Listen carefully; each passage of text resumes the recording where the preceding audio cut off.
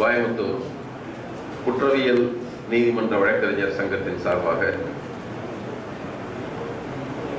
நடத்தி கொண்டிருக்கிற டாக்டர் அம்பேத்கர் அவர்களுடைய 62வது நினைவு நாள் கருத்தரங்கில் தலைமையேற்று நடத்தி கொண்டிருக்கிற குற்றவியல் நீதிமன்ற வழக்கறிஞர் சங்கத்தின் தலைவர், மதிப்புக்குரிய தலைவர் கே. அசோக்குமார் அவர்களே, வரவேற்புரை ஆற்றியிருக்கிற சங்கத்தின் செயலாளர் தோழர் கலையரசன் அவர்களே, நன்றி உரை ஆற்ற இருக்கிற பொருளாளர் ஹரிகிருஷ்ணன் அவர்களே, இந்த நிகழ்வுக்கு வருகிருந்திருக்கிற வழக்கறிஞர் பெருமக்களே, தோழர்களே, உங்கள் அனைவருக்கும் என் அன்பான வணக்கங்களை முதலில் தெரிவித்துக் கொள்ள விரும்புகிறேன். இன்று புரட்சியாளர் அம்பேத்கர் அவருடைய 62வது நினைவு நாள். ஒரு தலைவருடைய பிறந்த நாளை எடுப்பதை விட அவருடைய நினைவு நாளை எடுப்பதுதான் கூடுதல் பொருத்தமாக இருக்கும் என்று நான் பல வேளைகளில் சொல்வது உண்டு. ஒருவர் ஒரு குழந்தையாக, ஒரு பெற்றோரின் குழந்தையாக பிறந்த நாளை நாம் நினைவில் வைத்துக் கொள்வதை விட அவர் வளர்ந்து இந்த சமுதாயத்திற்கு தன்னுடைய பங்களிப்பை கொடுத்து அதன் வழியாக சமுதாயத்திற்கு வழிகாட்டியாக புதிய சிந்தனைகளை விதைத்துவிட்டு செல்வோராக நாம் பார்க்கிற போதுதான் அவருடைய பெருமைகள் முழுதையும் உள்வாங்கியவர்களாக அந்த நினைவு நாளில் நாம் அவர்கள் கொடுத்து நினைவு கூறுவதுதான் இன்னும் பொருத்தமாக இருக்கும் என்பதுதான் என்னுடைய கருத்தாக நான் சொல்லிக்கொள்ள விரும்புகிறேன். அப்படிப்பட்ட நினைவு நாளை ஒரு தலைவருக்கு நாம் எடுக்கிறோம் என்பது வழக்கறிஞர்களை பொறுத்தவரை அவர் இந்த நாட்டின் அரசியல் அமைப்பை வரைவுக்குழு தலைவராக இருந்து ஏற்றி கொடுத்த பெருமைக்குரியவர் என்று வழக்கறிஞராக உங்களுக்கு அது கூடுதலான ஒரு செய்தியாக தெரியும். அதே வேளையில் அம்பேத்கரை எப்படி பார்ப்பது, பலரும் பல வகையில் பார்க்கிறார்கள். அவரை ஒரு தாழ்த்தப்பட்ட மக்களின் தலைவராக பார்ப்பவர்கள் உண்டு, அரசியல் சட்டத்தின் சிற்பி என்று கருதுவர்கள் உண்டு, ஜாதி ஒழிப்பு பணிகளில் பணியாற்றியவர் என்று பார்ப்பவர்கள் உண்டு, இல்லது அரசியல் பங்களிப்பின் வழியாக வைஸ்ராய் கவுன்சில் உறுப்பினராக இருந்து திட்டக்குழுவில் பணியாற்றி தற்காலிக அமைச்சரவையில் சட்ட அமைச்சராக இருந்து பணியாற்றிய பெருமைக்குரியவர் என்று கருதுவது உண்டு. அதோடு கூட அவர் பழைய இயக்கங்களை கட்டியவராக, சுதந்திர தொழிலாளர் கட்சி என்ற ஒரு கட்சியை, ஷெட்யூல்டு காஸ்ட் ஃபெடரேஷன் என்கிற ஒரு சமூக அமைப்பை, இப்படி பல அமைப்புகளை கட்டியவராகவும் இருந்திருக்கிறார். இன்னொரு பக்கம் நம்முடைய பார்வைக்கு வராத, நம்மால் கற்க முடியாத, கற்பதற்கு தடையை ஏற்படுத்தி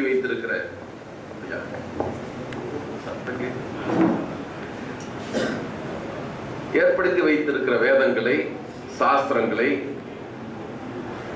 முழுமையாக பயின்று, ஒரு வேத விற்பனர் அளவுக்கு பயின்று அது குறித்த ஆய்வுகளை வெளிப்படுத்தியவர் என்ற வகையில் அவரை நாம் பார்க்கிறோம். பலர் கூறுவதை போல நூலகங்களை அதிகம் பயன்படுத்தி கொண்ட தலைவரில் மார்க்ஸையும் அம்பேத்கரையும் தான் அதில் படங்களாக பிரிட்டிஷ் நாடாளுமன்ற நூலகத்திலே வைத்திருக்கிறார் என்று சொல்லுவார்கள். அப்படி பிறந்த படிப்பாளியாக நாம் பார்க்கிறோம். ஆனால் நான் என்னுடைய பார்வையில் சமுதாயத்தில் உரிமை மறுக்கப்பட்ட மக்களின் உரிமைக்கு நின்றவராக, ஜாதியின் பேரால் ஒடுக்கப்பட்டு கிடக்கிற மக்களுக்கு உழைத்தவராக, ஜாதியை கட்டி காப்பதற்காக ஏற்படுத்தி வைத்திருக்கிற பெண்ணடிமைத்தனத்தை ஒழிப்பதற்காக உழைத்தவராகத்தான் நான் அவரை புரிந்து கொள்கிறேன், பார்க்கிறேன். அவர் குறித்து பல செய்திகளை சொல்லுகிற போது அவருக்கு உண்மையாக அவருடைய கருத்துக்களை பேசியாக வேண்டும். அது சிலருக்கு ஒப்பாக இல்லாமல் இருக்கலாம். ஆனால் அவருக்கு நாம் அவருடைய கருத்தை வெளிப்படுத்துவதை நோக்கமாக கொண்டு சில செய்திகளை உங்களோடு நான் முன்வைக்க வேண்டும் என்று விரும்புகிறேன். முதலில் நான் அவரை ஒரு ஜாதி ஒழிப்பு போராளி என்று சொன்னேன். அந்த பயணத்தை எங்கு தொடங்கினார் என்பது வாழ்க்கை வரலாற்றை நாம் அறியாதவர்கள் யாரும் இல்லை. எல்லாம் பாட புத்தகத்தில் நமக்கு சொல்லிக் கொடுக்கிறார்கள். அவர் வரலாற்றை படித்திருப்போம். இத்தனாம் நாளில் இத்தனாம் ஆண்டில் இவருக்கு பிறந்தார், இங்கு படித்தார் என்பது செய்தியாக இருந்தாலும் கூட கல்வி மறுக்கப்பட்ட ஒரு சமூகத்திலிருந்து மிக உயர்ந்த கல்வியை பெற்றவராக வளர்ந்திருக்கிறார் என்பது அவருடைய நமக்கு ஒரு உற்சாகத்தை, ஒரு தன்னம்பிக்கை கொடுக்கிற ஒன்றாக நான் பார்க்கிறேன். வாய்ப்பிருந்தும் உரிய கல்வியை பெறாமல் இருக்கிற மத்தியில் பல்வேறு தடைகள் இருந்தும் மீறி கல்வியை பெற்றவராக பொருளாதாரத்தில், சட்டவியலில், உயர்கல்வி தத்துவத்தில் உயர் பட்டங்களை பெற்றவராக அவர் விளங்கி இருக்கிறார் என்பதோடு கூட அவர் தன்னுடைய கல்விக்காக சென்ற இடத்தில் அது தொடர்பான கல்வியாக பார்க்கிற போது அவர் பல்கலைக்கழகத்தில் ஆற்றிய ஒரு உரையில் ஒன்றாக, ஆய்வுரையில் ஒன்றாக அவர் வைத்ததிலும் தான் நான் அவரை பார்க்க விரும்புகிறேன். அது நூலாக வந்திருக்கிறது, சிறு நூலாக. அவருடைய 24ஆம் வயதில் கலிபோர்னியா பல்கலைக்கழகத்தில் இந்தியாவில் ஜாதிகள், அதன் அமைப்பு, இயக்கம் என்பதை பற்றிய ஒரு கருத்தரங்கில் அவர் பேசிய செய்திகள் தான் இறுதி வரை அவரால் பின்பற்றப்பட்டிருக்கிறது என்பதுதான் நாம் இங்கு பார்க்க வேண்டிய செய்தி. அப்போது அவர் அதில் ஆய்வு செய்து சமூக அமைப்பை, அகமண முறையை பற்றி, அது ஜாதியை காக்கும் விதத்தை பற்றி, அகமண முறை புறமண மனம் இருக்கிற அதே வேளையில் அதன் மீது அகமண முறை செலுத்துகிற மேலாண்மையை பற்றி எல்லாம் விளக்குவார். அதை விளக்குவதற்கு இது இடம் இல்லை என்றாலும் கூட நம்முடைய தமிழ்நாட்டில் ஒருவராக இருந்து பார்க்கிற போது நான் பல வேளைகளில் அவரை பற்றி சொல்லுகிற போதெல்லாம் கூட்டத்தில் ஆரம்பத்தில் சொல்லுவேன், ஒரு பெரியார் தொண்டன் என்ற அடிப்படையில், பெரியாரை பின்பற்றும் என்ற அடிப்படையில் அவரோடு சில முரண்பாடுகள் எனக்கு உண்டு என்று சொல்வது உண்டு. பெரியாரும் பெரியார் இயக்கங்களும் தனித்தமிழ்நாட்டை பற்றி பேசும், பெரியார் இயக்கங்கள் இந்திய எதிர்ப்பை பற்றி பேசும்.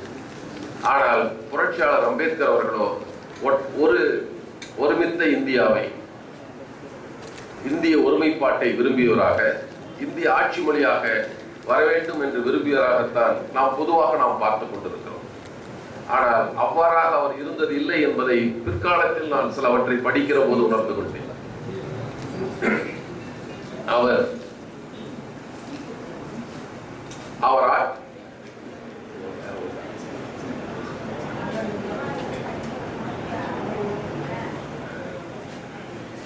அதிலே அவர் ஜாதி அமைப்பை நான் சொல்லுகிறேன் என்று சொன்னார். ஜாதியை பற்றி அவர் பேசியது ஒரு பக்கம் இருக்கட்டும், ஜாதியை காப்பாற்றுவதற்காக பெண்ணடிமைத்தனம் உலகம் முழுக்க ஆணாதிக்கம் இருக்கிறது என்றாலும் கூட இந்திய சமுதாயத்தில் அது பெண்ணடிமைத்தனத்தை, ஜாதியை காப்பாற்றுவதற்காகத்தான் பெண்ணடிமைத்தனம் என்பதை அவர் விளக்குவார். அந்த உரையில் அவர் சமுதாயத்தை ஒரு எடுத்துக்காட்டாக சொல்லுவார். 100 அலகுகள், 100 யூனிட்ஸ் எடுத்துக்கொள்வார். 100 ஆண்கள் 100 பெண்கள் ஒரு ஜாதியில் என்பதாக எடுத்துக்கொண்டு அவர் பேசுவார். 100 ஆண்கள் உள்ள 100 பெண்கள் உள்ள ஒரு சமுதாயத்தில் ஒரு ஆண் இறந்து விட்டால் என்ன ஆகும் என்பதை அவர் பேசுவார். இப்போ அந்த பெண் இயல்பாக மறுமணம் செய்ய வேண்டும் என்று விரும்பினார். நம் ஆண்கள் அனைவரும் மனம் புரிந்தவர்களாக இருக்கிற போது என்ன செய்வார்? ஒருவேளை வேறு ஜாதியில் திருமணம் செய்து கொள்ளக்கூடும் என்ற அச்சத்தின் காரணமாக முதலில் அந்த பெண்ணை சமுதாயத்திலிருந்து அகற்றிவிடு, எலிமினேட் என்று சொல்வார், அழித்து விடுவது, அதுதான் உடன்கட்டை ஏறுதல் என்று சொல்லுவார். அல்லது சமுதாயத்திலிருந்து விலக்கி வைத்து விடு, சுவையில்லாத உணவை, நிறமில்லாத உடையை, வாயில்லாத படுக்கையை அளித்து பொது சமுதாயத்தில் கலவாமல் பார்த்துக் கொள்ளுகிற கடுமையான விதவைத்தன்மையை அவர் மீது சுமத்திவிடு என்பதுதான் அவருடைய முயற்சியாக இருந்தது என்று சொல்லுவார். இன்னொரு பக்கம் ஒரு பெண் இறந்து விட்டால் என்ன ஆவது என்று விளக்குவார். இன்னும் விரிவாக விளக்குவார், நான் மிகச் சுருக்கமாக சொல்கிறேன். பெண் இறந்து விட்டால் என்ன செய்வது? அவருக்கு மணமகள் எங்கே? 99 பெண்களும் மனம் முடித்தவராக உரிய இணையோடு இருப்பவராக இருப்பார்கள். அவருக்கு எங்கே பெண் என்றால், ஒன்றும் கவலைப்படாதே, திருமண வயதுக்கு வராத பெண்ணை திருமணம் செய்து கொள்ளும், ஆனால் நம் ஜாதியில் செய்து கொள்ளும். அதை விளக்குவதற்காகத்தான் திருமண வயது வராத குழந்தை திருமணங்கள் வந்தது என்று விளக்குவார். ஜாதி என்ற ஒன்றை காப்பதற்காகத்தான் உடன்கட்டை ஏறுதல், விதவைத்தன்மையை வலியுறுத்துதல், குழந்தை மனம் என்கிற எல்லா அடிமைத்தனங்களும் பெண்கள் மீது திணிக்கப்பட்டது என்பதாகத்தான் பார்ப்பார். எனவேதான் இரண்டையும் தனித்தனியாக ஒழித்து விட முடியாது, இரண்டையும் சேர்த்துத்தான் ஒருமித்துத்தான் ஒழிக்க வேண்டும் என்பது அவர் கருத்தாக இருந்தது. அப்ப அதை மொத்தமாக இங்கு நிலவுகிற சமுதாயத்தோடு பொருத்தி பார்த்து அதன் எந்தெந்த வழிவகையில் அவை கட்டப்பட்டிருக்கிறது என்று பார்த்து அதை உடைக்க வேண்டும் என்பதுதான் அவருடைய கருத்தாக இருந்தது. அதில் ஒன்றாகத்தான் தன் மக்களுக்கு, தான் பிறந்த சமுதாயத்தைச் சேர்ந்த மக்களுக்கு தன்னம்பிக்கை ஊட்டுவதும் வழிகாட்டுவதுமான சில பக்கம் ஒரு போராட்டங்கள், அதோடு அறியாமலே தங்களை உயர் ஜாதியாக கருதி கொண்டு ஆனால் இந்து சமுதாயத்தில் பிற்படுத்தப்பட்டவர்களாய் இருக்கிற அல்லது சூத்திரர்களாய் இருக்கிற மக்களை உடனிணைத்துக் கொண்டு இருவரும் இணைந்து பணியாற்ற வேண்டும், நம்முடைய இழிவை போக்கிக் கொள்ள வேண்டும் என்று அவர்களை அழைப்பது எப்படி என்ற சிந்தனையும் கொண்டிருந்தார் என்பதற்கு அவர் இறுதியாக சட்ட அமைச்சராக இருந்து விலகிய அவருடைய விலகல் கடிதத்தை நான் முதலில் உங்கள் முன்னால் வைக்க விரும்புகிறேன். விலகல் கடிதத்தில் அரசியல் காரணங்கள் சிலவற்றை சொல்லி இருப்பார். நான் ஒரு அமைச்சர், அமைச்சரவை உறுப்பினர், ஆனால் இங்கு வெளியுறவு கொள்கையிலும் திட்டங்கள் பற்றிய விவாதங்களும் என்னை அழைக்காமலே நடக்கிறது என்ற ஒரு வருத்தம் அவருக்கு இருந்தது. அதை ஒரு காரணமாக சொல்லி இருக்கிறார். அது சுயமரியாதை மட்டும்தான், அதில் அரசியல் இல்லை என்று வைத்துக் கொள்வோம். ஆனால் இரண்டாவது காரணமாக அவர் சொல்லி இருப்பது என்பது, அவர் அரசியல் சட்டம் எழுதினோம். அரசியல் சட்டம் எழுதப்பட்ட போது 340 என்ற ஒரு பிரிவு எழுதப்பட்டது. அந்த பிரிவு சமுதாயத்தில், கல்வியில் சமுதாயத்தில் பின்தங்கியவராக இருந்தாலும் கூட அவர்களுக்கான உரிமைகளை, கல்வி உரிமை, வேலைவாய்ப்பு உரிமை பெறுவதற்கு, அவருடைய மேம்பாட்டு திட்டங்களை வகுப்பதற்கு அவர்கள் இன்னும் பட்டியல்படுத்தப்படாத மக்களாக இருக்கிறார்கள் என்ற கவலை அவருக்கு இருந்தது. ஏற்கனவே தாழ்த்தப்பட்ட மக்கள், பழங்குடி மக்கள் என்பவர்களை 1931ஆம் ஆண்டு கணக்கெடுப்பிலேயே வகைப்படுத்தி விட்டார்கள். அவர்களை அது குறித்து J.H. ஷட்டன் என்கிற அந்த கணக்கெடுப்பு அதிகாரி இது பற்றி விரிவாக எழுதியிருப்பார். 2 கருதுகோள்களை வைத்து, ஒன்று அன்டச்சபிலிட்டி என்ற அடையாளத்தோடு ஒரு குழுவை பட்டியல்படுத்தினார், இன்னொன்று ஐசோலேஷன் என்கிற அடையாளத்தை வைத்து பழங்குடி மக்களை எடுத்தார்கள், பொது சமூகத்திலிருந்து விலகி வாழ்பவர்கள். 2ஐயும் எடுத்து 2 பட்டியலை தயாரித்து விட்டார்கள். பிற்படுத்தப்பட்ட மக்களில் 2 பட்டியல்கள் தயாரிக்கப்பட்டு விட்டன. ஒன்று ஒரு பட்டியல் என ஜாதிகள், பட்டியல் என பழங்குடிகள். மீதி இருக்கிற பிற்படுத்தப்பட்ட மக்கள், அதைத்தான் மத்திய அரசெல்லாம் அதர் பேக்வர்ட் கிளாஸஸ் என்று சொல்லுகிறாங்க. அந்த அவர்களை பற்றிய பட்டியல் எதுவும் இல்லாமல் இருந்தது, யாரும் எடுக்கவும் இல்லை. அது 1935ஆம் ஆண்டு சட்டத்திலேயே இந்த பட்டியல்கள் அறிமுகப்படுத்தப்பட்டு விட்டன, இணைக்கப்பட்டு விட்டன. ஆனால் பிற்படுத்தப்பட்ட மக்களுக்கான, இதர பிற்படுத்தப்பட்ட மக்களுக்கான பட்டியல் எடுக்கப்படவே இல்லை. அதில் தான் அம்பேத்கர் சொல்லுகிறார், இந்த நாட்டின் மக்கள் தொகையில் பாதிக்கு மேலாக இருக்கிற பிற்படுத்தப்பட்ட மக்கள், அவர்களுக்கு உரிய கல்வியும் உரிய வேலை வாய்ப்பும் பெற முடியாதவர்களாக பின்தங்கி இருக்கிற நிலையை மாற்றுவதற்கு அரசு ஒரு ஆணையத்தை அமைத்து அவர்களை பற்றிய விவரங்களை தொகுத்து பட்டியல்படுத்தி அவர்கள் மேம்பாட்டுக்கான பணிகளை செய்ய வேண்டும் என்பதைத்தான் 340வது பிரிவு சொல்லுகிறது. அதை அவர் தன்னுடைய பணித்துறவு கடிதத்தில் எழுதுகிறார். இரண்டாவது காரணம் அதைத்தான் சொல்லுகிறார். பிற்படுத்தப்பட்ட மக்களுக்காக ஒரு ஆணையம் அமைத்து அவர்களை பட்டியல் எடுத்து அவர்களுக்கான மேம்பாட்டு பணிகளை செய்ய வேண்டும் என்று சொல்லியிருந்தோம். ஆனால் அரசியல் சட்டம் நடைமுறைக்கு வந்து 1.5 ஆண்டுகள் கடந்து விட்டன.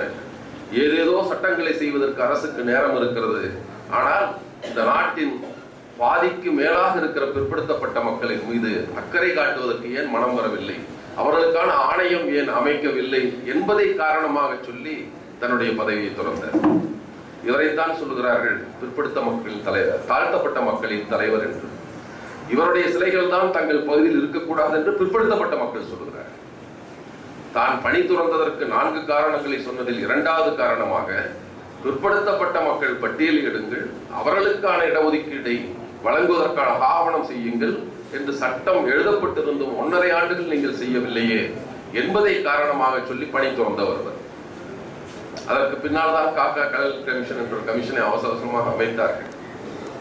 நடைமுறைக்கு வராமல் போய்விட்டது.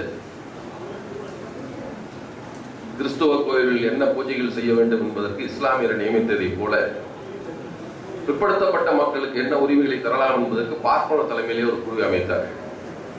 அவர் எல்லாம் எழுதிவிட்டு சொன்னார், ஜாதி அடிப்படையில் கொடுப்பதில் எனக்கு விருப்பம் இல்லை என்று எழுதிவிட்டு போய்விட்டார். ஆனால் அறிக்கை என்னவோ ஜாதி அடிப்படையில் கொடுக்க வேண்டும் என்று எழுதிவிட்டு உடன் இணைத்த கடிதத்தில் எழுதிவிட்டு போய்விட்டார். அது கிடப்பில் கிடந்து போய்விட்டது. மீண்டும் அது 79 அமைக்கப்பட்டு 80 அறிக்கை கொடுத்து, 78 அமைச்சு 80 அறிக்கை கொடுத்து, 90 ஆணை பிறப்பிக்கப்பட்டு, 92 அதற்கான வழக்கு போய் நீதி வழங்கப்பட்டு, அப்புறம் 93 இறுதியில் தான் நடைமுறைக்கு வந்தது. 43 ஆண்டு காலம் நாம் காத்திருக்க வேண்டியிருந்தது. அதைத்தான் புரட்சியாளர் அம்பேத்கர் அவர்கள் தன்னுடைய பணித்துறவு கடிதத்தில் எழுதுகிறார். இன்னொன்று, அடுத்தது மூன்றாவதாக ஒரு காரணம், அதுவும் அரசியல் காரணம் தான். காஷ்மீர் சிக்கலை பற்றி, இராணுவ செலவை குறைப்பதை பற்றி தன்னுடைய யோசனைகளை முன்வைக்கிறார். நான்காவதாக அவர் சொல்வதுதான், இது கடைசியாக இருந்தாலும் முக்கியத்துவம் வாய்ந்தது என்று இல்லாதது என்று கருதி விடாதீர்கள், லாஸ்ட் நாட் லீஸ்ட் என்று சொல்லுவார். அதில் தான் இந்து கோட் பில் என்பதை சொன்னார். அதில் தான் பெண்களுக்கான உரிமைகளை எல்லாம் அவர் வைத்தார். அதுவரை இல்லாதிருந்த உரிமைகள், குறிப்பாக இப்போதும் பல இடங்களில் பேசுவதை நாம் கேள்விப்பட்டிருக்கலாம். இந்துக்கள்னா ஒரு திருமணம் தான் செய்ய முடியும், மற்ற மதத்தெல்லாம் பல திருமணம் செய்கிறான் என்று பேசுவார்கள். ஆனால் அதற்கான முயற்சி நீண்ட நெடுங்காலம் எடுக்கப்பட்டும் சட்டமாக்க முடியாமல் இருந்தது. 1850 54 முயற்சி எடுத்தார்கள். ராஜாராம் மோகன் ராயுடைய மகன் ராம் பிரசாத் ராய், ஈஸ்வர வித்யாசாகர் என்பவர், இவர்கள்லாம் முயற்சி எடுத்தார்கள். சில ஆங்கிலேயர்கள் துணை நின்றார்கள். வரைவு சட்டம் கூட எழுதப்பட்டது. ஆனால் 57 தொடங்கிய சிப்பாய் கழகம் என்பதை நிறுத்தி வைத்து விட்டது. மீண்டும் அது சட்டமானது. ஒருதார திருமண சட்டம் என்பது கூட 1955 தான் வந்தது. ஒரு நூற்றாண்டு காலம் காத்திருக்க வேண்டியிருந்தது. ஒரு சிறிய பின்னடைவு என்பது. கொஞ்சம் காலம் தாழ்ந்து போனதால் ஒரு நூற்றாண்டு காலம் கழித்திருந்தோம். அது ஒன்று மட்டுமல்ல, அவர்களுக்கான சொத்துரிமையை பற்றி, அவர்களுக்கான சம உரிமையை பற்றி, அவர்களுக்கான தத்தெடுக்கும் உரிமையை பற்றி எல்லாவற்றையும் இணைத்த சட்டத்தை நாம் ஆக்கி கொடுத்தோம். அதை நீங்கள் இதுவரை கணக்கில் எடுத்துக் கொள்ளவில்லை என்பது அவர் சொன்ன காரணம். ஆக கடைசியாகவும் கூட அவர் வருகிற போது, ஜாதி ஒழிப்பு என்று வருகிற போது, அல்லது ஜாதி உரிமை இழந்து கிடந்த மக்களை உயர்த்த வேண்டும் என்று வருகிற போது, ஏதேனும் சட்ட அங்கீகாரமாக கிடைத்து விட்டது பழங்குடி மக்களுக்கும் தாழ்த்தப்பட்ட மக்களுக்கும், பிற்படுத்தப்பட்ட மக்களுக்கு அது இல்லையே என்று ஏக்கத்தோடும், சமுதாயத்தில் சரிபாதியாக இருக்கிற பெண்களுக்கு உரிமையற்றவர்களாக இருக்கிறார்கள் என்று ஏக்கமும் தான் அந்த கடிதத்தில் நாம் பார்க்கிறோம். அதுதான் அவர் வாழ்நாள் சிந்தனையாக இருந்திருக்கிறது.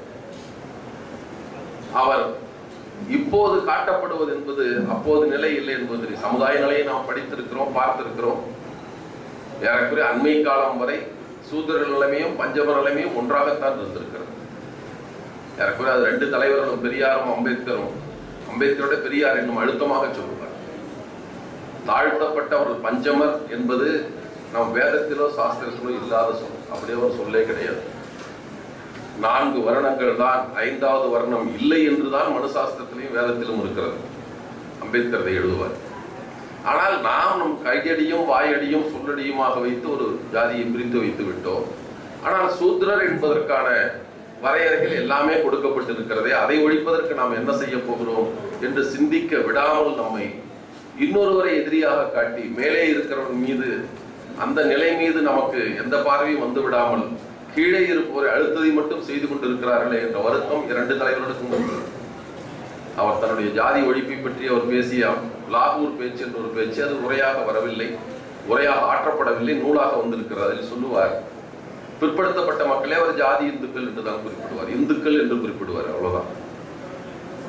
குற்றம் அவர்கள் மீது இல்லை, அவருடைய மதம் அவர்களுக்கு அப்படி கற்பித்து வைத்திருக்கிறது. அதை நாம் மாற்ற வேண்டும். அவர் சொன்னார், ஜாதி ஒழிப்பு என்பது மக்கள் மீதான போராட்டமாக சொல்லவில்லை, அதை நியாயப்படுத்தி வைத்திருக்கிற வேதங்கள், சாஸ்திரங்கள், அதன் மீதான போராட்டமாக. சாஸ்திரங்கள் அதிகாரம் தகர்க்கப்பட வேண்டும் என்பதுதான் அவருடைய சொல்லாது. அத்தாரிட்டி ஆஃப் சாஸ்திராஸ் தான் ஒழிக்க வேண்டும் என்று சொன்னாரே தவிர, அதை பின்பற்றுகிற மக்களையோ அதை பின்பற்றி செய்கிற மக்கள் மீது அவருக்கு வந்த கோபத்தை விட, அதை நியாயப்படுத்தி வலுப்படுத்தி வைத்திருக்கிற சாஸ்திரங்கள் மீதான பார்வைதான் அவருக்கு கோபத்தை கொண்டதாக இருந்தது. அதிலிருந்து நான் இறுதியாக அவர் என்ன பார்வையோடு இருந்தார் என்பது அவர் வாழ்வின் கடைசி காலகட்டத்தில் 3 செய்திகளை அவர் இந்த இடத்துல நான் சொல்லணும். ஏன்னா அவர் பலரை முன்னேற வைக்க வேண்டும். இந்த சமுதாயத்தை இன்னும் சொல்ல போனால் பார்ப்பனர் என்ற மட்டுமில்லை, சத்திரியர் வைசியர் என்று அது நம்ம ஊர்ல இல்லை. உங்களுக்கு தெரியும், நான் சொல்ல வேண்டியதில்லை. வட இந்தியாவில் இந்தியத்திற்கு வடக்கே தான் இருக்கிறதாக வைத்திருக்கிறார்கள். எனவே அந்த ஜாதி இந்துக்கள் வர்ணாசிரமத்தில் உயர்ந்தவர்கள் 3 பிரிவினரும் அதற்கு கீழே இருக்கிற பெரும்பான்மை மக்களை அழித்து வைத்திருக்கிறார்களை முன்னேற்ற வேண்டும் என்பதுதான் நோக்கமாக இருந்தது. அப்ப அதில் அவர் ரொம்ப நொந்து போன செய்தியாக அவர் சொன்னது, கடைசியாக அவர் சொல்வது, அவர் மறைவதற்கு 3 மாதத்திற்கு முன்னால் பேசிய செய்தி அவருடைய செயலாளர் பதிவு செய்கிறார். அவர் டிசம்பர் 2ஆம் தேதி அவர் மறைந்த நாள். ஆனா ஜூலை 31ஆம் தேதி மாலை அவர் தன்னுடைய உதவியாளர் நானக் சந்திராட் என்பவருடைய உதவியாளர் இருந்தார். அவரோடு பேசிக் கொண்டிருக்கிற போது அவர் சொன்னதையெல்லாம் அவர் முழுமையாக எழுதியிருக்கிறார். அவர் கொஞ்ச காலமாகவே சோகமாக இருக்கிறீர்களே என்று கேட்கிறார். எனக்கு வாழ்க்கையின் இறுதியை நுழைந்து வந்து விட்டேன். சாவது என்பது இயல்புதான் என்றாலும் கூட எனக்கு வேறு சிந்தனை தான் இருக்கிறது, அதனால்தான் வருத்தம் என்று சொல்லுகிறார். அதில் சொல்லுகிறார், நான் பல பேர் கல்வி கற்க வேண்டும், முன்னேற வேண்டும் என்று கருதினேன். அப்படி கல்வி பெற்றிருக்கிறார்கள். கல்வி பற்றிய நம்முடைய சமுதாயத்து மக்கள் தங்களுக்கு பின்னால் இருக்கிற மக்களை பார்த்துக் கொள்வார்கள் என்று கருதினேன். அதில் நான் தோல்வி அடைந்து விட்டேன் என்று சொல்கிறார். மிகவும் வருத்தத்தோடு அதில் சொன்னதோடு தேம்பி எழுதார் என்று எழுதுவார் அவர். அதில் அவர் சொல்லுவார், எவ்வளவோ சிரமங்களை எல்லாம் மேற்கொண்டு இந்த ஊர்தியை இதுவரை இழுத்து வந்து நிறுத்திவிட்டேன். எனக்கு பின்னால் வருபவர்கள் முடிந்தால் முன்னால் எடுத்துச் செல்லட்டும், ஆனால் பின்னால் மட்டும் இழுத்துச் செல்லாமல் பார்த்துக் கொள்ள வேண்டுமே என்ற கவலைதான் என்னிடம் இருக்கிறது. நான் இந்த கேரவான் இதுவரைக்கும் வந்துருச்சு, கொண்டு வந்து விட்டுட்டேன். நான் அதோடு விட்டுட்டா கூட பரவாயில்ல, பின்னால வர நம்ம இப்போது இழுத்து கொண்டு போயிருப்பதை தான் நாம் பார்த்து கொண்டு இருக்கிறோம்.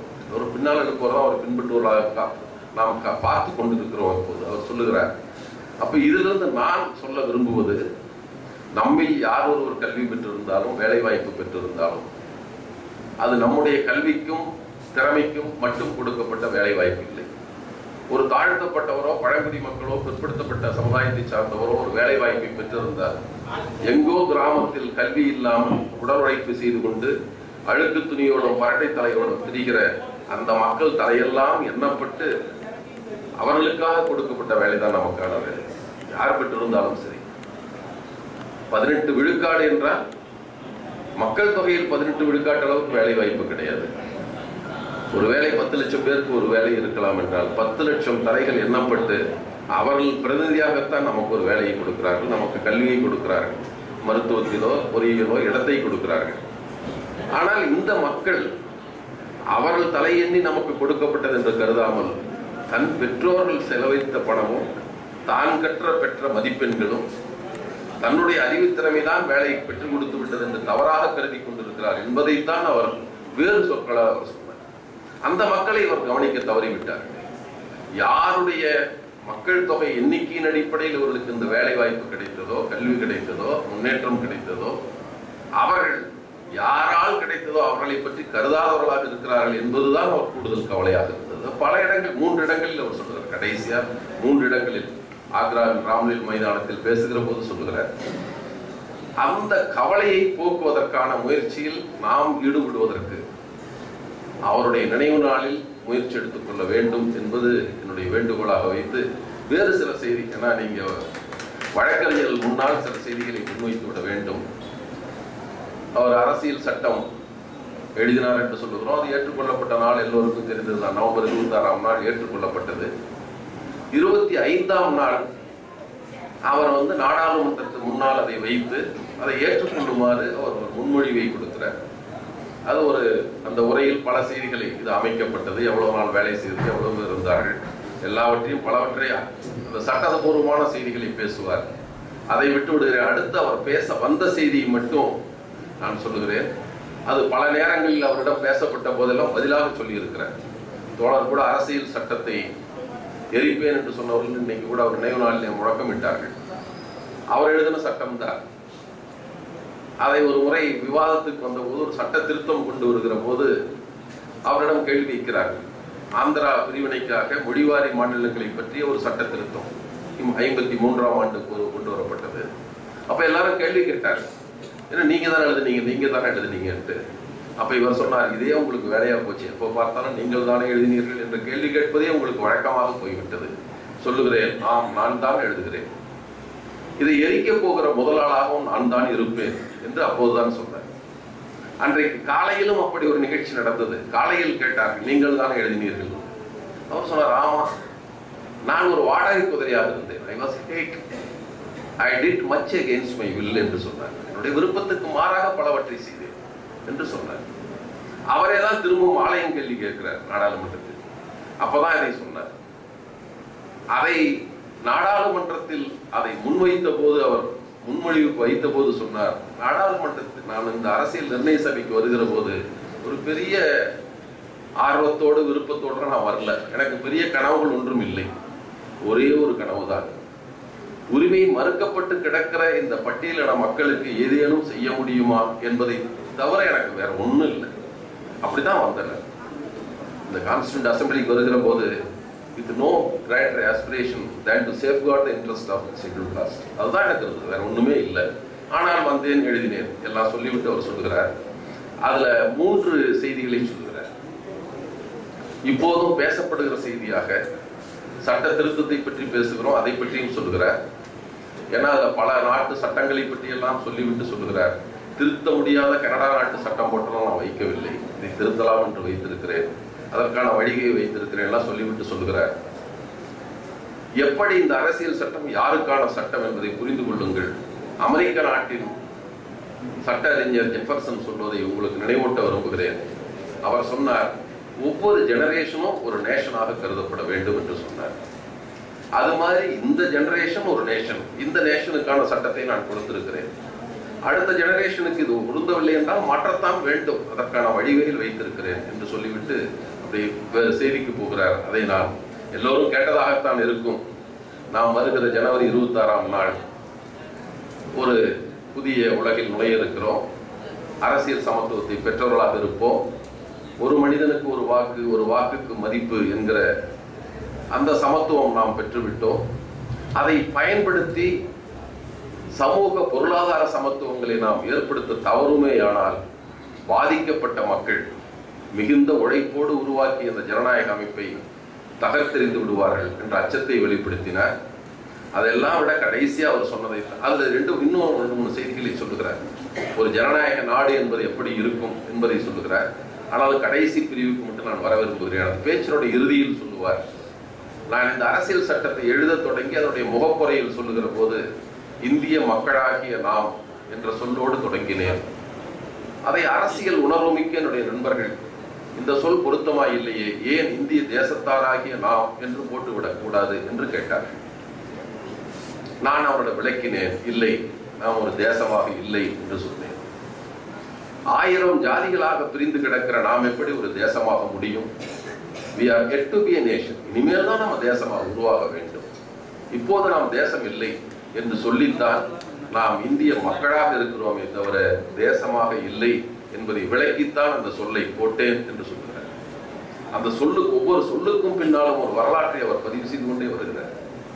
அதில் அவர் சொல்லுகிறார், இந்த ஜாதி என்பது எவ்வளவு விரைவோ அவ்வளவு நல்லது என்று சொல்லிவிட்டு ஒரு வார்த்தையை சொல்லுகிறார், தி caste are anti-national என்று சொல்லுகிறார். இப்ப anti-national பலவற்றை சொல்லுகிறார். எதை பேசினாலும் anti-national. அவர் சொல்றது caste are anti-national. அந்த உரையில் அவர் நாடாளுமன்றத்தில் சட்டத்தை ஏற்றுக்கொள்ளுமாறு முன்மொழிந்து பேசிய உரையில் அவர் சொல்லுகிறார், ஜாதிகள் தான் தேச விரோதமானவை, அதை நாம் எவ்வளவு விரைவில் ஒழிக்கிறோமோ அவ்வளவு விரைவில் நாம் தேசமாக மாறுவோம் என்று சொன்னார். நாம் ஒழிக்கவும் இல்லை, இன்னும் தேசமாக மாறவில்லை என்பதை நாம் பார்த்துக்கலாம். அப்ப ஒன்று கேட்கலாம், இவர்தான் ஒருங்கிணைந்த இந்தியாவை பேசியவர் ஆயிற்றே என்று கேட்கலாம். அதிலும் நான் அவருடைய உரையிலிருந்து ஒன்றை சொல்லிவிடுகிறேன். உரையல்ல, நாடாளுமன்றத்தில் மொழிவழி மாநிலங்களை பற்றி பெரிய விவாதம் வந்த போதெல்லாம் உடல்நலம் கெட்டு அவர் படுத்திருக்கிறார். அவர் ரொம்ப வருத்தம். அவருக்கு இவ்வளவு பெரிய முக்கியமான விவாதம் நடக்கிற போது நம்மால் கலந்து கொள்ள முடியவில்லையே, அந்த வருத்தம் அவருக்கு வருகிறது. இந்த வருத்தத்தின் அடிப்படையில் அதற்கு பின்னாலே ஒரு சிறு கட்டுரை ஒன்று எழுதுகிறார். சிறு கட்டுரையில் கொஞ்சம் பெரிய கட்டுரை தான். தி தாட்ஸ் ஆன் லிங்குஸ்டிக் ஸ்டேட்ஸ் என்று மொழிவழி மாநிலங்களை பற்றிய சிந்தனை என்ற ஒரு கட்டுரை எழுதுகிறார். அதில் பல செய்திகளை வைக்கிறார். இன்றும் எரிந்து கொண்டிருக்கிற சிக்கலாக இருக்கிற பற்றி அவர் பேசுகிறார். ஒன்று இந்தி பிரச்சனை. நாம சொல்ற இந்தி ஆட்சி மொழியாக அவர் தான் எழுதினார். ஆனால் அவர் சொன்னார், நான் இந்தி பேசும் மக்களிடம் ஒன்றை சொல்லிக்கொள்ள விரும்புகிறேன், நீங்கள் மனதில் நிறுத்திக் கொள்ளுங்கள், ஒரே ஒரு ஓட்டில் வந்ததுதான் இந்தி என்பதை மறந்து விடாதீர்கள் நூல் எழுதுகிறார். அது காங்கிரஸ் செயற்குழுவில் ஆனாலும் சரி, அரசியல் நிர்ணய சபையில் ஆனாலும் சரி, வாக்கெடுப்பில் ஒரு வாக்கெடுப்பு, அதுவும் கூட உறுப்பினருடைய வாக்கெடுப்புல தலைவருடைய சிறப்பு வாக்கை போட்டுத்தான் இந்திய ஆட்சி மொழியாக வந்தது. இதை மறந்து விடாதீர்கள் என்பதுதான் முதல்ல தொடங்குகிறார். இந்தியை பற்றி கருத்து அப்படித்தான் இருந்திருக்கிறது. அவர் அடுத்து அவர் போக்குறார், எப்படி இந்தியா ஒரே நாடாக இருக்கும், நம்ம தென்னிந்தியா வட இந்தியான்னு பேசிட்டு இருக்கோம், திராவிட நாடு என்று பேசினால் பிரிவினைவாதியாக பேசுகிறார்கள். அவர் ஒரு யோசனை சொல்றாரு, நீங்கள் இந்த பிரித்திருக்கிறீர்கள், தென்னிந்தியாவை சுக்குநூறாக உடைக்கிறீர்கள், வட இந்தியாவை பெரிய பெரிய மாகாணமா வச்சிருக்கிறீங்க, அது consolidation of northern states, balkanisation of southern states என்று பேசுகிறார். பேசிவிட்டு ஒரு யோசனை சொல்லுகிறார் அவர். நான் பல முறை விவாதித்திருக்கிறேன், ராஜாஜியோட பேசணும், அவங்கள்ட்ட பேசணும், பல பேரை சொல்லி பேசிய போது ஒரு யோசனையை நான் முன்வைக்க விரும்புகிறேன் என்று ஒரு யோசனை சொல்கிறார். இந்தியாவை ஒரு உண்மையான கூட்டாட்சி நாடாக வைத்திருக்க வேண்டும் என்றால் ஒரே கூட்டாட்சி நாடாக இருக்க முடியாது என்கிறார். அவர் சொல்லுகிறார், ஃபெடரேஷன் ஆஃப் சதர்ன் ஸ்டேட்ஸ் என்று ஒன்று வைத்துக் கொள்வோம், ஃபெடரேஷன் ஆஃப் நார்தர்ன் ஸ்டேட்ஸ் ஒன்று வைத்துக் கொள்வோம், தென்னிந்தியாவில் இருக்கிற பழைய நம்ம திராவிட நாடு எல்லாம் சேர்ந்து ஒரு கூட்டாட்சி நாடு, வட இந்தியா ஒரு கூட்டாட்சி நாடு, இரண்டுக்கும் சேர்ந்து இரண்டிலிருந்தும் சம உறுப்பினர்களை கொண்ட கான்ஃபெடரேஷன் ஆஃப் இந்தியா என்று சொல்கிறார். Federation of southern states, federation of northern states, அப்புறம் கான்ஃபெடரேஷன் ஆஃப் இந்தியா. அதுல ரெண்டு ஃபெடரேஷனுக்கும் சமமான வாக்குரிமை வேண்டும். அவர் சொல்லுவதற்கு காரணம், தென்னிந்தியாவை எல்லாம் சேர்த்துனாவே நாடாளுமன்ற உறுப்பினர் 120-130 பேர் தான் வர்றாங்க, வட இந்தியாவில் தான் 400 பேர் இருக்கிறார். தென்னிந்தியரின் கருத்து எப்போதுதான் நிறைவேற்றப்படும், அவர் புறக்கணிக்கப்பட்ட மக்களாக கருத மாட்டார்களா என்ற ஒரு யோசனை அவர் வைக்கிறார். எனவே அவர் ஒன்றுபட்ட இந்தியாவிலும் எல்லோரும் கொடுத்ததை எழுதிவிட்டார், அவ்வளவுதான் என்றுதான் நாம் புரிந்து கொள்ள வேண்டியதாக இருக்கிறது. அடுத்து இன்னொன்று சொல்லுகிறார், இரண்டாவது தலைநகரம் ஒன்றை அமையுங்கள். அவர் அடுத்த கருத்து ரெண்டு சொல்லுகிறார், முகலாய ராஜ்யமானாலும் சரி, ஆங்கிலேயர் ஆட்சி காலத்தினாலும் சரி, இரண்டு தலைநகரங்கள் இருந்திருக்கின்றன. அது வேறு காரணங்களுக்கு இருக்கலாம். நான் முன்மொழிகிற காரணம், தென்னிந்திய மக்கள் நமக்கும் இந்த ஆட்சிக்கும் சம்பந்தம் இல்லை என்று கருதுகிற அளவுக்கு தொலைதூரத்தில் இருக்கிறது. ஏன்னா பெரியாரும் அப்படித்தான் சொல்லுவார். இந்தியா விடுதலை என்று சொன்ன போது சொன்னார், என்ன விடுதலை வந்திருக்கிறது என்று சொல்லுவார்.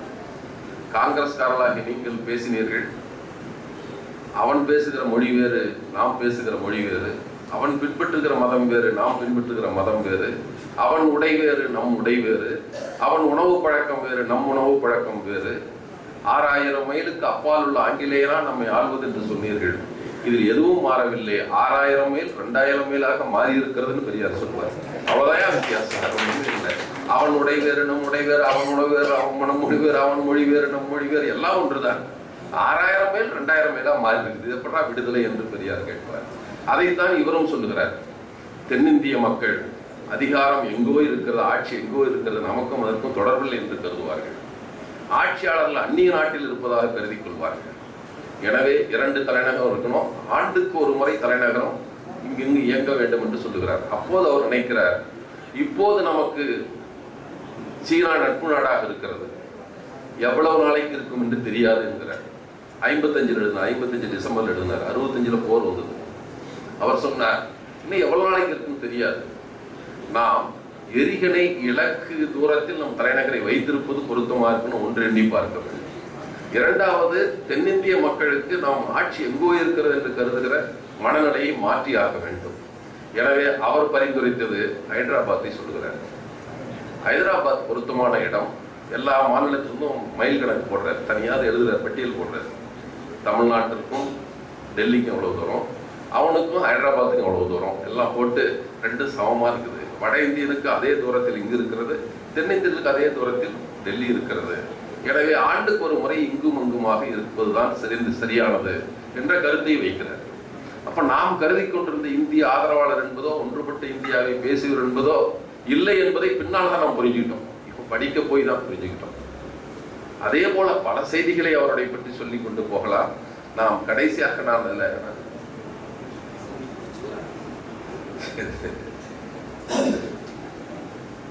அதில் எதற்காக இவரை பொறுத்தவரை இந்த காலகட்டத்தில் அவர் எப்படி ஒவ்வொன்றையும் பார்த்தார் என்று சொல்லிவிட விரும்புகிறேன். இப்போது இருக்கிற உங்களில் சில கருத்து வேறுபாடு இருக்கலாம். அவர் பாகிஸ்தான் பிரிந்த போது அதை குறித்தும் ஒரு நூல் எழுதினார். பார்ட்டிஷன் ஆஃப் இந்தியா என்ற ஒரு நூலை ஒன்று எழுதினார். அதில் ஒரு கருத்தை சொன்னார்.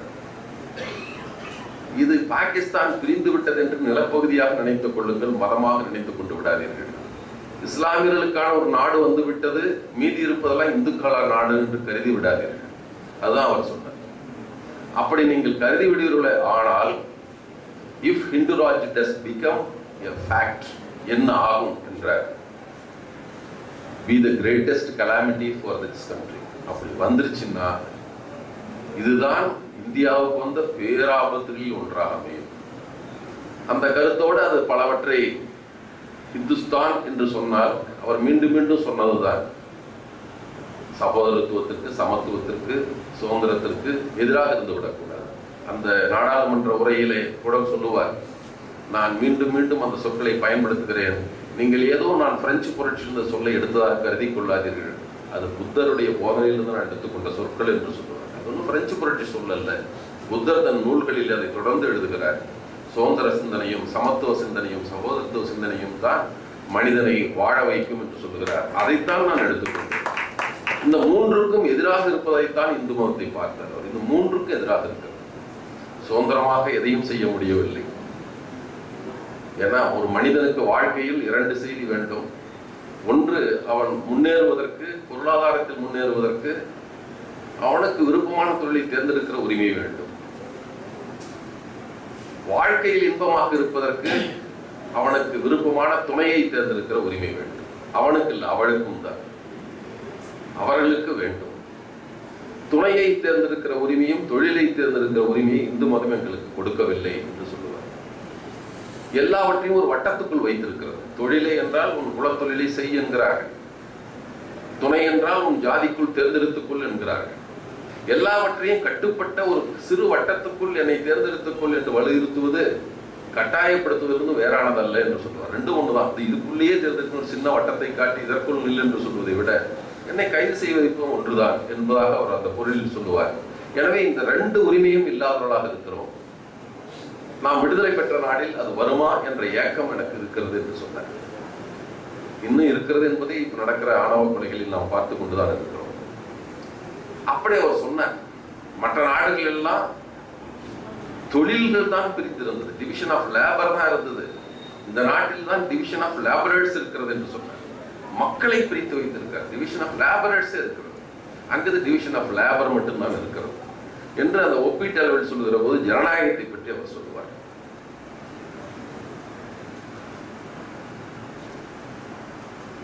ஜனநாயகத்தை பற்றி சொல்லுகிற போது ஜனநாயகம் என்பது ஒரு அரசியல் தத்துவம் அல்ல, அது கூடி வாழ்கிற ஒரு மனப்பான்மையை குறிப்பதுதான் ஜனநாயகம் என்பது. ஒரு டெமோக்ரஸி என்றால் ஏதோ அரசியல் செட்டப் என்று கருதி கொள்ளாதீர்கள். அது இணக்கமாக மக்களோடு வாழ்வதை குறிக்கிற சொல் என்பதை மறந்துவிட்டு நாம் ஜனநாயகத்தை புரிந்து கொண்டிருக்கிறோம் என்று அவர் சொல்லுவார். இதை இதோடு நாம் இணைத்து பார்க்கிற போது அவருடைய 2-3 சிந்தனைகள் தான். ஏன்னா அது நான் இதை சொல்லியா இது பொதுவான சிந்தனை என்றாலும் கூட எங்கள் பார்வையில் எப்படி நாம் அவரை புரிந்து கொள்கிறோம் என்பதற்காக சொல்லுகிறேன். அவருடைய சிறப்பாக சொல்லப்படுகிற 3 செய்திகள். நாம் உழைக்கும் மக்கள் உரிமை பெறுவதற்கு என்னென்ன வேண்டும் என்பதற்கு நாக்பூர் மாநாடு என்ற ஒரு மாநாடு 1942 நடந்தது, ஜூலையில் நடந்தது.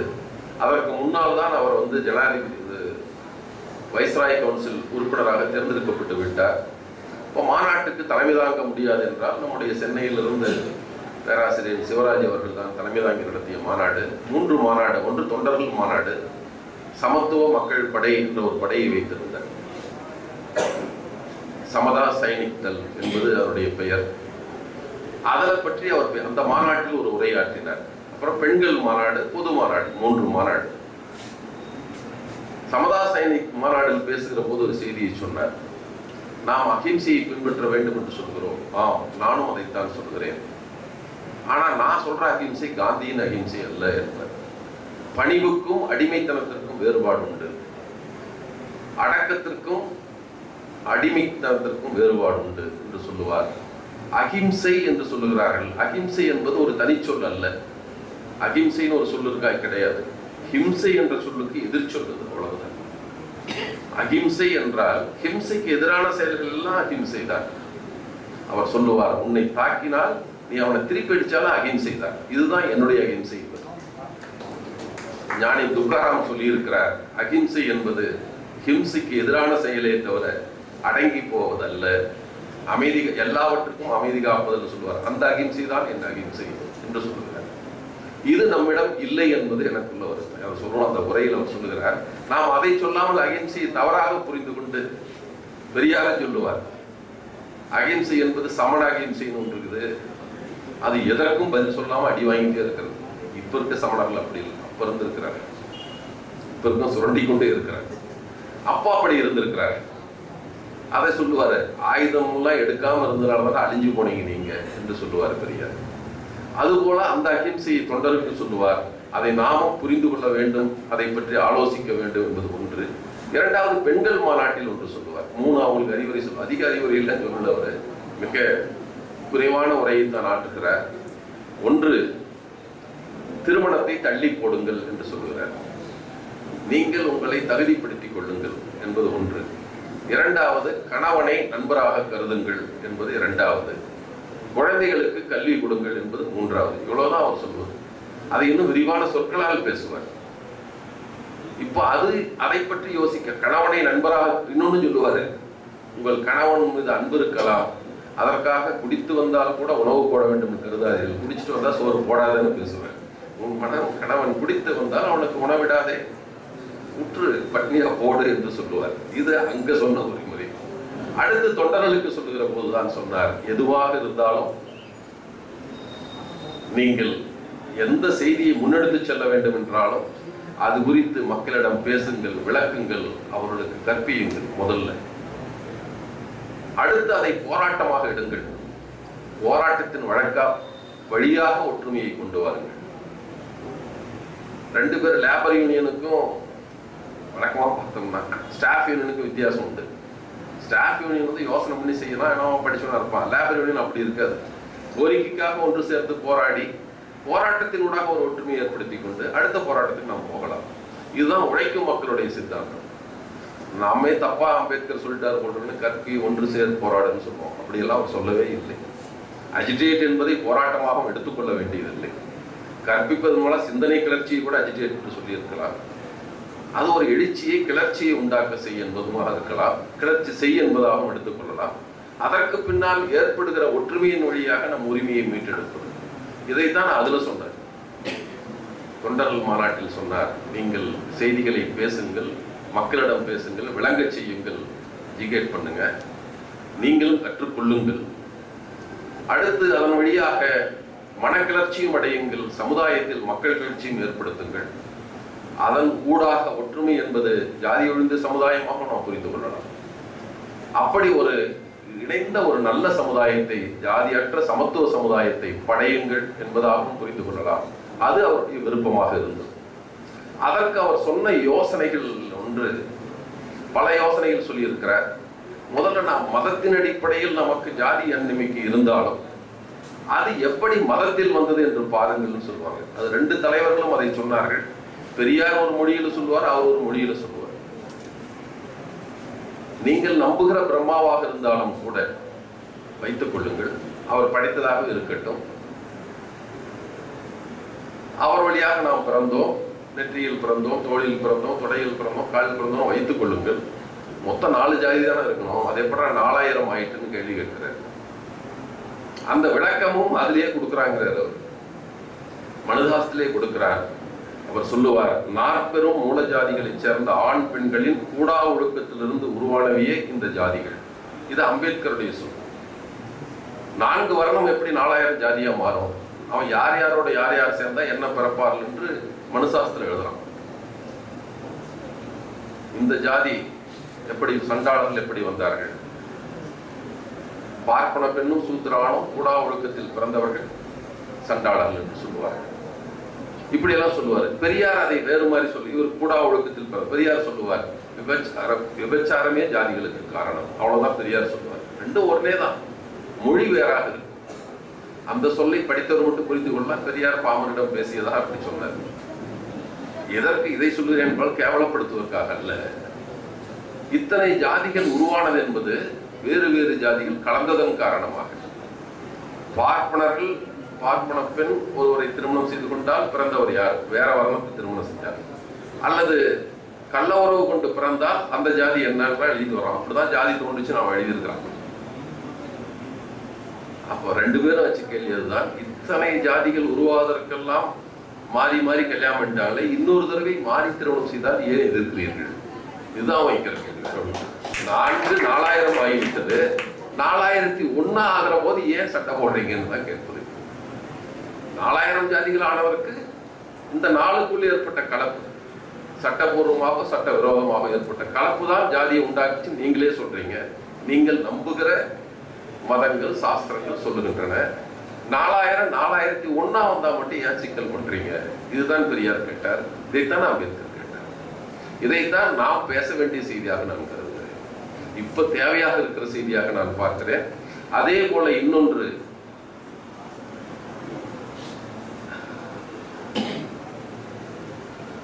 அது பலருக்கு விருப்பம் இல்லாததாக கூட இருக்கலாம். ஆனால் நான் பேசியாக வேண்டிய செய்தியாக நான் கருதுகிறேன். ஜாதி ஒழிப்புக்கு அவர் சொன்ன விளக்கம் என்பது, நாம் இந்து மதம் என்பது ஒரு மதம் அல்ல என்பது அவருடைய கருத்து. ஜாதிகள் என்று இல்லாவிட்டால் இந்து மதத்துக்கான கொள்கை எதுவுமே இல்லை என்பார். எதுவுமே கிடையாது, ஒரே கொள்கை ஜாதி தான். ஜாதியை தவிர அதற்கு இறுக்கமான கொள்கை வேறு எதுவும் இல்லை. ஜாதி என்பது ஒற்றையாகவும் இருக்காதுன்னு சொல்லுவார். அது எப்போ ப்ளூரலாக தான் இருக்கும். அது ஒரு ஜாதியும் தனியாக இருந்துட முடியாது என்று சொல்லுவார். அப்ப அதை ஒழிப்பதற்கு நாம் என்ன செய்வது என்று சொல்லுகிற போது, நாம் எங்க வந்தாலும் நம் மீது திணிக்கப்பட்டிருக்கிற நம்பிக்கைகள், சாஸ்திரமும் புராணமும் வேதமும் நம் தலையில் வைத்திருக்கிற நம்பிக்கைகள் தான் பல நேரங்களில் தடையாக இருக்கின்றன என்பதற்கு அவர் எடுத்துக்காட்டு சொன்னார். ஜாதி ஒழிப்பை பற்றி ஒரு சொற்பொழிவாற்றினார் லாகூர்ல. ஆற்றவில்லை, எழுதிட்டு போனாரு, அதை பேச அனுமதிக்கவில்லை. அதில் சிக்கல் வந்துவிடும், ஏன்னா இந்து மதத்தை விட்டு வெளியேறுங்கள்னு அதை சொல்லியிருந்தார். அதனால சிக்கல் வந்துவிடும் என்று சொன்னார். இப்ப கூட மத மாற்றத்தை பற்றி பேசுறாரு. மதத்துக்கு, தாய் மதத்துக்கு திரும்புதல்னு ஒண்ணு பேசுறாங்க. 1986ஆம் ஆண்டு இந்த பாபர் மசூதி சிக்கல் வந்து உள்ள போய் வைக்கலான்னு ஒரு ஆணை கொடுக்கப்பட்டது. பூஜை செய்யறதுக்கு அனுமதித்தார்கள். அப்போது ஒரு 12 வரலாற்று அறிஞர்கள்லாம் சேர்ந்து டைம்ஸ் ஆஃப் இந்தியாவில் ஒரு கட்டுரை எழுதினாங்க. மீண்டும் பழைய நிலைக்கு திரும்புவது என்று சொன்னால் அதற்கு யாராவது கால வரம்பு வைத்திருக்கிறீர்களா என்று கேட்டார்கள். இந்த இடத்துல இருந்து கோயில் எடுத்துட்டு இந்த கோயில் கட்டணும், அது அப்போ இருந்தது இடிச்சுட்டீங்கன்னு சொன்னா அதுக்கு முன்னாடி இடிச்சதை பத்தி பேசுவீங்களான்னு அவங்க கேட்கிறாங்க. அதற்கு முன்னால் எத்தனை கோயில்கள், அது திருப்பதியா இருந்தாலும் சரி, காமாட்சி அம்மன் கோயிலாக இருந்தாலும் சரி, வரலாற்று அறிஞர்கள் எல்லாம் பதிவு செய்கிறார்கள். இதை என்ன செய்யறது? இப்போ மதம் மாற்றுவது, தாய் மதம் திரும்புதுன்னா இந்து மதம் அல்ல. இந்து மதம் 1800 மதம் உண்டாச்சு. அதுக்கு முந்தையது மதம் வைணவம் சமயம் தானே இருந்தது. அதற்கு இவர் சொல்லுகிற போது சிலவற்றை சொல்லுவார். அதை விட்டொழியுங்கள் என்பது சாஸ்திர, நான் ஏற்கனவே சொன்னேன், தி அத்தாரிட்டி ஆஃப் சாஸ்திராஸ், சாஸ்திரங்கள் மீதான உங்களுடைய பற்றுறுதியை விட்டு விடுங்கள், அது மேல அதனுடைய அதிகாரத்துக்கு கீழ்ப்படியாதீர்கள் என்று சொல்லுவார். அதுதான், வேற ஒன்றும் இல்லை. அப்போ அங்கு சில உரிமை போராட்டங்கள் நடந்தன ரோம்ல என்று சொல்லுவார். அந்த பேச்சில் சொல்லுவார். ரோமா முறையில் பிலிப்பியன்ஸ் என்கிற உழைக்கும் மக்களுக்கும் பெட்ரீஷியன்ஸ் என்கிற பிரபு வர்க்கத்திற்குமான பெரிய உரிமை போராட்டம் நடந்தது. நீண்ட காலம் நடந்தது, நூற்றாண்டுகளாக நடந்தது. இறுதியில் ஒரு முடிவுக்கு வந்தார்கள். ஆட்சி அதிகாரத்திலும் 2 தரப்பிலும் இருப்பது, கான்சலாக 2 பேர் இருக்கிறது, மத தலைவர்களாகவும் சம எண்ணிக்கையில் 2 பேர் இருக்கிறது. உழைக்கும் மக்களில் பாதி பேர், உயர் ஜாதியினர் அல்லது உயர் வர்க்கத்தினர் பாதி பேர் என்று பிரித்தார்கள். ஆனா கடைசியா ஒரே ஒரு நிபந்தனை வைத்தார்கள். டெல்பி என்கிற தேவதை இருக்கிறது, அவர்கிட்ட போய் கேட்கலாம், அது சரின்னு சொன்னா அவங்க மட்டும்தான் இருக்க முடியும்ட்டான், மற்றதெல்லாம் சரி. ஆனால் அந்த தேவதை கோயிலுக்கு யார் பூசாரின்னா பெட்ரிஷியன்ஸ் பிரபு வர்க்கத்தை சேர்ந்தவன் பூசாரியாக இருந்தார்.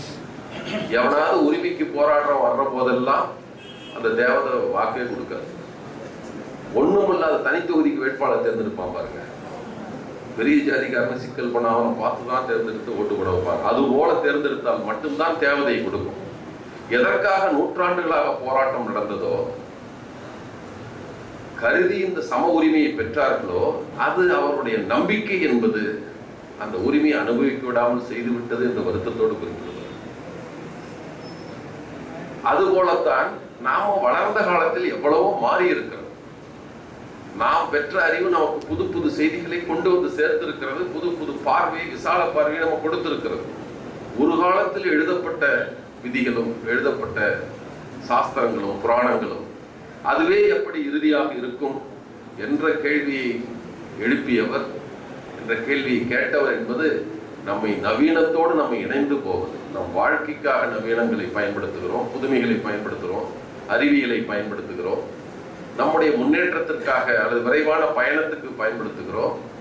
ஆனால் நம்முடைய குடும்ப சமூக வாழ்க்கைக்கு பயன்படுத்துவது இல்லையே, அதற்கும் பயன்படுத்துங்கள் என்ற கோரிக்கையோடு தான் புரட்சியாளர் அம்பேத்கர் சொன்னார். எனவே புரட்சியாளர் அம்பேத்கர் என்பவர் மக்களை பற்றிய சிந்தனையை, உண்மையான ஜனநாயகத்தை, ஜனநாயகம் என்பது வாக்கெடுப்பு என்பது அல்ல. அவர் அந்த நாடாளுமன்ற உரையில் சொல்லுகிற போது சொல்லுவார், அப்படியே போச்சு அரசியல் சட்டம் என்ன ஆகும் என்பதை பற்றி கூட நாம் அவர் பயந்ததெல்லாம் இப்போது நடந்து கொண்டிருக்கிற 2-3 மட்டும் நான் சொல்லிவிட விரும்புகிறேன். டேஞ்சர் ஆஃப் டெமோக்ரஸி பற்றி ஒன்று சொல்லுவார் அவர். Danger of democracy giving place to dictatorship என்று ஒன்றை சொல்லுவார். அது எப்படி யாருக்காவது if there is a landslide, the danger of the second possibility becoming actually is much greater என்று சொல்லி அதிக சொல்லுவாங்க, என்னமோ வெற்றின்னு சொல்லுவாங்களே, அது போல வந்துருச்சுன்னா அது ஆபத்தைத்தான் கொடுக்கும், அது சர்வாதைத்தான் உருவாக்கும் என்று சொன்னார்.